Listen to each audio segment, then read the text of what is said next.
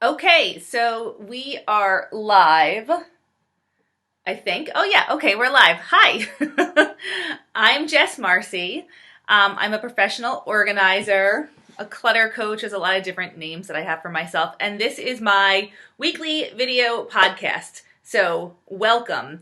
Today, our topic is 2 simple strategies to make parting with your stuff easier. And actually, I have 3 simple strategies for it today.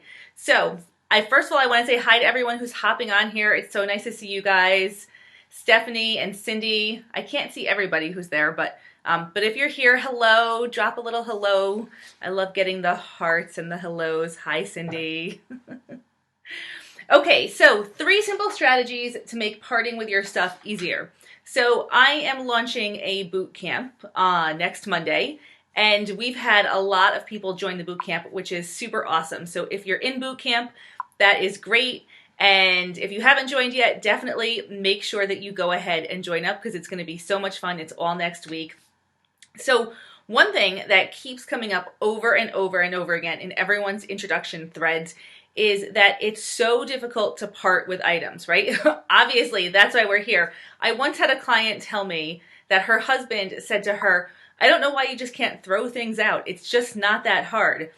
If it were as simple as throwing things out, nobody would need this help. But I can talk to anyone, literally anyone, about clutter. Every single person that I have ever met in my entire life is either dealing with clutter and having a hard time throwing stuff out, or they are helping somebody else go through the process. Most of the time, they're dealing with it themselves. So it's definitely not about throwing stuff out. So how can we start to shift our mindset around the stuff that we have in our life? And how can we start to kind of think about it differently so we can let certain things go? And I also want to mention, it's not that you have to throw out everything that you have, right? It's that the idea is that you want to create a home that's supportive for you. So you might choose to keep a little bit more than somebody else, or you might go through your stuff once and get, let go of a certain amount, and then go through it again and let go of a little bit more. It took us so long to accumulate everything that we have in our life and in our house. It's super unrealistic to think that you can have overnight change with this stuff.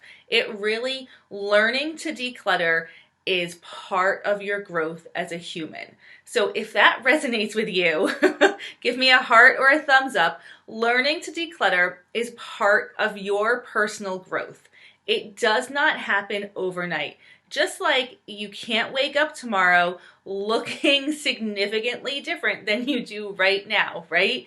We all want to have overnight instant gratification for everything. That just doesn't happen. So when we can start to really shift our mindset around certain things, it can make life so much easier. So let's think about, I have my little notes over here, which is why I look away sometimes. Let's think about the three different ways that you can start to shift your mindset around letting go of stuff. So think about this. Sometimes when you buy things, you have a very specific intention for them, but maybe that's not actually what their role in your life was. And I'm going to try and illustrate this with a slide. So you guys know me and technology, right? So sometimes we have a little snafu, but I've been practicing. So let me know if this slide thing works to illustrate this point. Okay, so sometimes when you buy things because they're heavily advertised to you, right? So you might even purchase something and because you're fulfilling, you think there's a problem that you didn't even know you had before. So I think that when we look at this advertisement on the left, neck firming cream, right? You might be just perusing the aisles of your local Target and come across this neck firming cream and think, oh gosh, this wasn't on my radar, but it's true. My neck is feeling not very firm today, right? So I'm going to go ahead and purchase this product and firm up my neck. I'm going to wake up tomorrow and look just like this person in this advertisement, right? So who has ever been walking down an aisle with the intention of getting one specific thing and then loaded up your cart with a whole bunch of other stuff because it suddenly occurred to you that maybe your neck wasn't that firm. Does that resonate with anyone? Okay. So you bring this product into your house, and your intention, what you think is going to happen with the product, is that you are going to use it every night, and then all of a sudden you are going to wake up and your neck is going to be firm.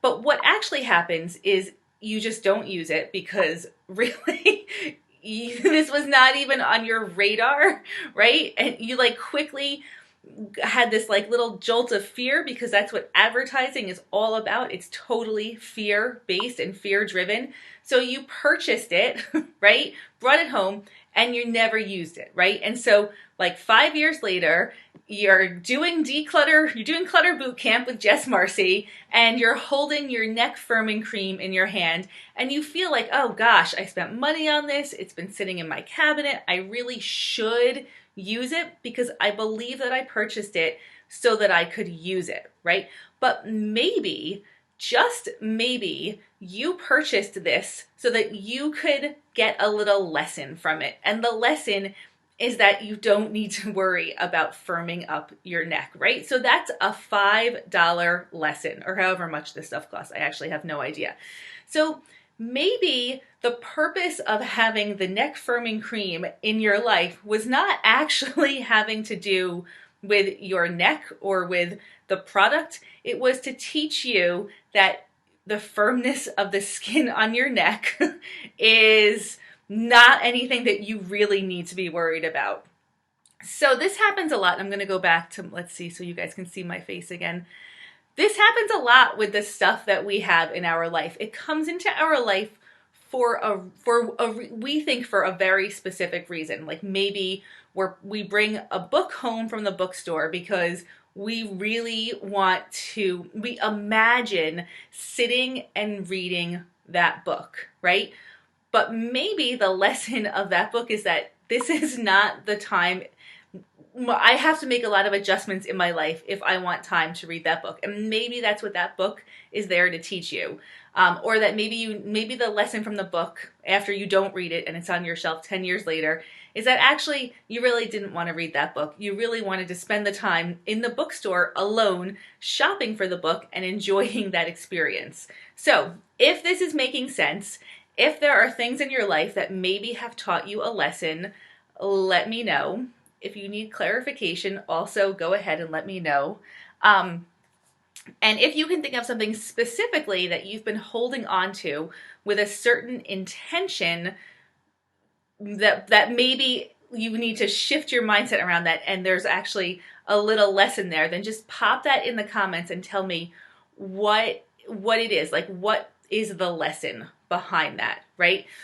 So also we hear ourselves say a lot, like, I spent money on this and I don't want to let it go because of the money that I spent on this. So I have a little slide here.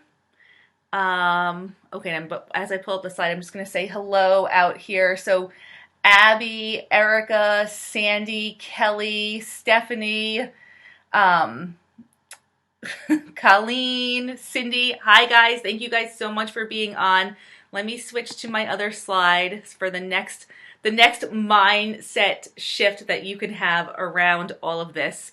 Okay. So when you hear yourself say, I spent a lot of money on this, I don't want to lose that money. So maybe, again, that money was just a lesson. Maybe it was a $10 lesson. Maybe it was a $1,000 lesson. I don't know. But sometimes there's a lesson there, and that's what the value of the item actually is. So you've already gotten that value when you recognize that. But when we start to value, what I would love for you to do is shift your mindset around valuing things from a financial standpoint and think instead about valuing things from a time standpoint. So I talk about this extensively, because once you grasp this concept, it makes such a huge difference in your life. The true, and Henry David Thoreau is credited with saying this first, the true cost of anything in your life is the amount of your life that you exchange for it, right? So the true cost of anything in your life is the amount of your life that you exchange for it. What does that mean? I'm going to go back to me now. Hold on one second. Okay, so what does that mean? That means that money is a renewable resource, right? In general, we can always make more money in life. Our time is a non-renewable resource. We will never get our time back. So when you start to think about how much something costs, think about it in terms of your time. Is that making sense? I think I lost my video here, so let me know you guys are still still watching. Hold on. I'm just gonna make sure we're still on here. And I'm telling you, one day I'm gonna have one of these videos. Okay, yep, we're still here. All right, so we're gonna start valuing our stuff in terms of our time, because time is so valuable. We can never, ever, ever get the time that we spend back. It is a non-renewable resource. So there's this other little meme that I see floating around the internet all the time. I'm gonna pull it up here. Where did it go? Hold on one second. See if I can get it in here. Well, I'll just read it to you guys since I can't seem to get it in here. I was good. Oh wait, oop, here we go. Let's see this. Okay, look around. All of that clutter used to be money, and all of that money used to be time. This is just like a mind-blowing thing. I see this all over the place. I don't know who to credit this back to. This one came from a Beware of Black Friday thing. But all of that clutter used to be money, and all of that money used to be time. So really, the truth is that we exchanged our time for money to begin with, and then we exchanged our money for a physical object.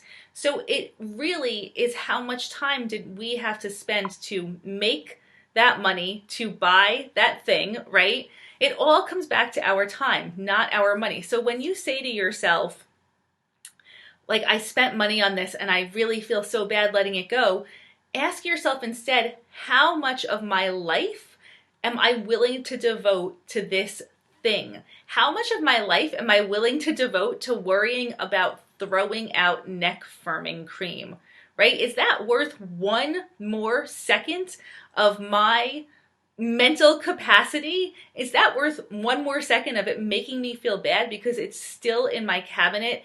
And every time I see it, I'm like, oh gosh, my neck is no firmer. Is that worth your time, or worth your life, worth your time, worth your life, worth your emotion? And the answer might be yes, and the answer might be no. More often than not, the answer is no. And so that's when we can just say, okay, I am just gonna let this go. And I'm gonna be grateful that I recognize the lesson in this, because I could hang on to this for another 5 years and think about it every single time I open that cabinet and lose all of that time. So I'm gonna let this go with gratitude right now, because I'm so grateful that I can see the bigger picture and that I can value my most precious resource, my time, more than a product.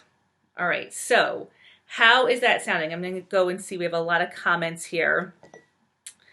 Colleen says, I learned sewing wasn't my thing and let go of my sewing supplies because I'd rather make jewelry. Yes, that's knowing yourself. That's awesome. Ari says, this happens weekly to me. I go to the store so I can escape the clutter and overwhelming things I have at home. So I buy unnecessary things. Right. So one really interesting thing about clutter is there's so many ways that clutter costs us time and money. Specifically, when we don't love our homes and we don't want to be in our homes, we spend so much money not being in our homes. So that's a really, really good point. Thanks for letting me know I was still on. I don't know what happened to my thing there, but I see Leanne's on here now. Hi, Leanne, and Debbie, welcome. So when you think about it, so we have a couple of mindset shifts here. That is a mouthful there.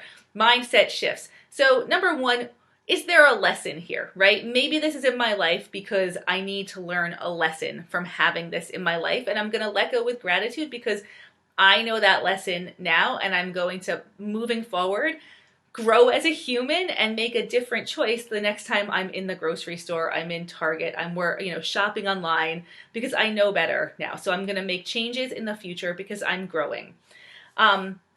Or maybe we're going to look at stuff and say, is this worth my time?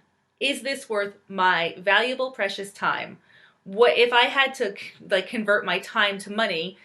How much money do I make per hour? Is spending an hour thinking about this equivalent to that amount of money, right? So you can kind of think about it that way too. Abby says, "Oh my God, yes, yes, Abby." So the third question that you can ask yourself, so my third little tidbit before we kind of conclude this video podcast, is if you're holding something and you're thinking, what if I need this in the future? I want you to stop and ask yourself, what is the worst case scenario if I do not have this in the future? What is my worst case scenario? So typically, the worst case scenario is pretty benign. Could you use something else that you have in your house instead of this item? Is there an easy replacement that you already own? Do you possibly have a bunch of other very similar items that you could use? So when I started my own personal decluttering journey many years ago, I was going through my collection of tape, and it appeared as though I purchased new tape every single time I needed to wrap something, because I probably had 25 things of tape and they were all over my house. So when I pulled that whole collection together, I thought, oh, but I'll always need tape, right? And then I thought, well, okay, what's my worst case scenario if I don't have this? And I realized that the quantity of tape that I had could probably last me for years, decades, right? So I let go of most of the tape. I donated it to my kids' school, and I still have not purchased tape. And it's been at least 12 years now. So my worst case scenario was nothing. The worst case scenario really was that I was holding on to it and I would be storing massive quantities of tape forever, right? So, so what's your worst case scenario if you don't have it? Oftentimes, people say, well, I'll have to buy it again. So will you have to buy it again? No, I want you to remember that every single person has just as much stuff in their home as you do. So maybe instead of buying something again, you could just borrow something, right? So this is, I think, social media has a bad rap sometimes, but this, I believe, is the best use of social media, is to use your community. So if you need something that you let go of again in the future, could you just post on Facebook and say, does anyone have a crock pot that I could borrow for the weekend? And I guarantee that many people that and that live close to you have a crock pot sitting in their cabinet that they would love to loan you because they just want it to be used. So use your community. I always say community crushes clutter. And in so many ways, this is true. Community crushes clutter because we all have stuff that we can all use. Community crushes clutter because when you go to pick up something that you're borrowing from a friend, you have that opportunity to say hi, to have that human connection and human interaction.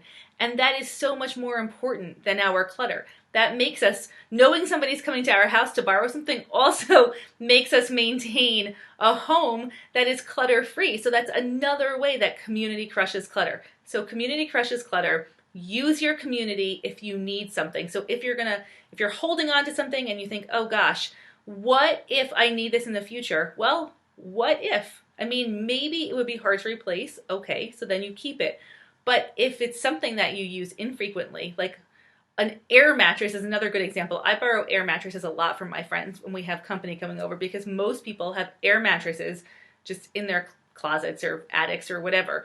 There's so many things that you could just borrow, or even when my kids changed their sports that they play and stuff. My daughter started playing lacrosse a couple of years ago, and I just posted on Facebook, does anybody have used lacrosse gear that my daughter could have. And like 5 people had like complete sets of lacrosse stuff. They had like the lacrosse ball, the lacrosse stick, the bag.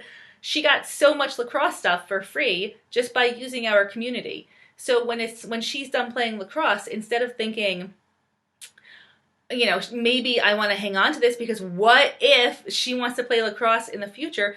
I can instead just let it go, knowing that when she and if she wants to play lacrosse in the future, I can just post on Facebook, use my community, and get a tremendous amount of lacrosse stuff.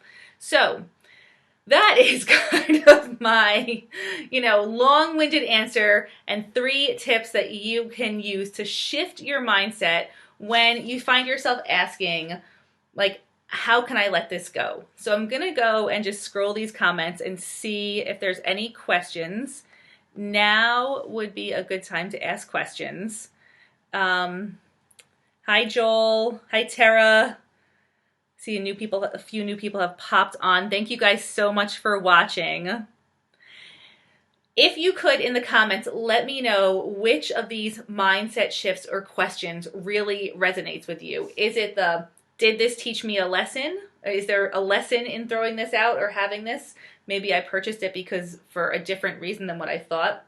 What's your worst case scenario? Or valuing your stuff in terms of time instead of money. So which of those really resonated with you? I would love to hear. Once you get these mindset shifts and you really can start to embrace this new way of looking at your stuff, then it's so much easier to start to let go of things. And remember, this is a journey. You are growing as a person. So maybe a little bit resonates right now and you practice it a little bit and then you realize, okay, this is awesome. And then you practice it more and more. And that's kind of how the magic starts to happen. Colleen says, the lesson 1 for sure. And Stephanie says, the value of time and money. Leanne says, asking community for an item. Yes, I love asking my community for stuff. Debbie says, worst case scenario. Right. We don't live in a time of,